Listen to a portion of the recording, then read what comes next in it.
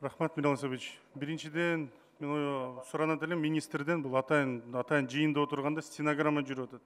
Сиз жооп бересиз. Сиздин астыңызда келген болгон министр, мына стенограммасы турат, негиздеме турат. Кара-Балта заводуна 140 миллион сом, 2 миллион долларды алып келип, инвестор турат.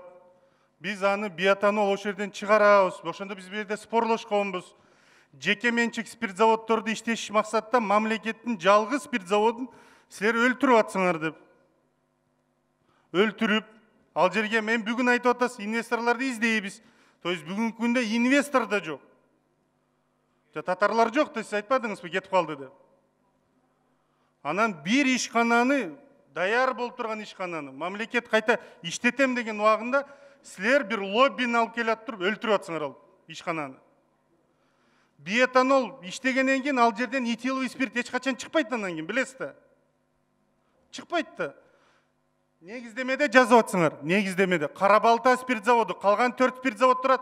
Акта эмес, Кара-Балта спирт заводуна 140 миллион сом алып келебиз деп жазып атсыңар. Инвестор мамлекеттик бюджеттен чыкпайт деп жазып атсыңар.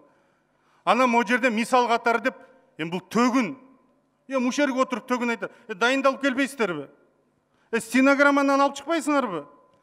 Не деп айтты эле мурунку министр? Өкмөт не деген милдеттемелерди айтты эле деп. Бул жерде ар бир келген жаңы министр жаңыча ырдап, мурункун төгүндөп, азыркын төгүндөп. Деги бир система барбы өкмөттө? Мыйзамды бир жылдан бери сүйрөп келатсыңар. Түз эле ошондо айткан болчумун. Олигархтардын кызыкчылыгында мамлекеттин жалгыз спирт заводун өлтүрөйүн апаратсыңар силер. Караңыз материалды, анан жооп бериңиз.